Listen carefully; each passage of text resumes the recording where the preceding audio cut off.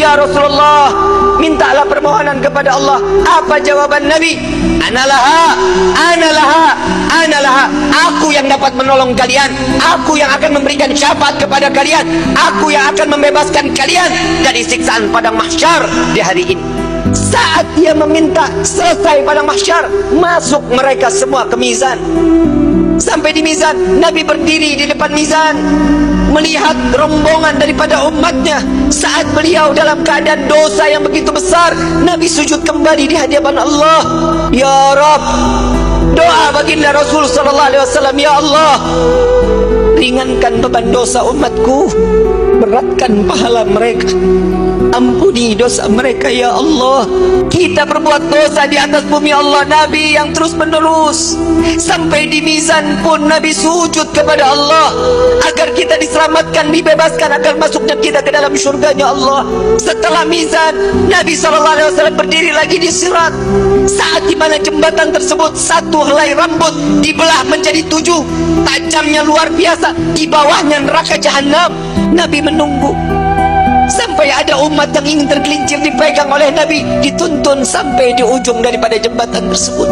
Nabi menjaga umat sampai saat di dalam surga kelak, Nabi berdiri di depan pintu surga, tidak masuk ke dalam pintu surga, menunggu satu persatu agar masuk, mereka dimasuk ke dalam surga. Sampai di dalam riwayat Siti Fatimah bertanya, "Ya Rasulullah, untuk apa kau berdiri di depan pintu surga?"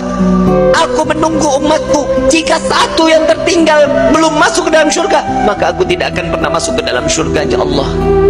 Dia adalah Sayyiduna Muhammad. Sampai di dalam satu riwayat lain, Rasulullah izin kepada Allah melihat daripada daftarnya, umat satunya belum masuk ke dalam surganya Allah. Nabi berbincang kepada Allah, "Ya Rabb, izinkan Muhammad untuk memeriksa neraka."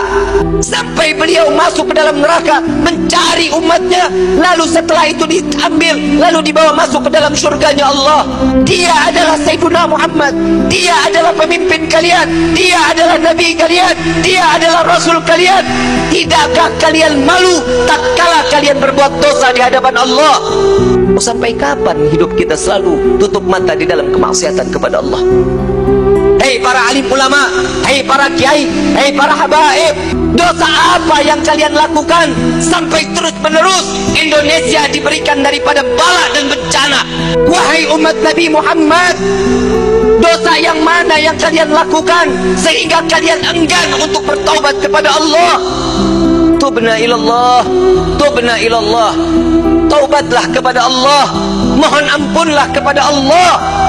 Jika para aulia, para orang-orang saleh, kakek nenek kita terdahulu, dengan bangga mereka saat kelak nanti masuk ke dalam surga dengan membawa pikulan amalan-amalan kebaikan di hadapan Allah, bagaimana nasib kita saat mereka diperiksa oleh Nabi SAW satu persatu?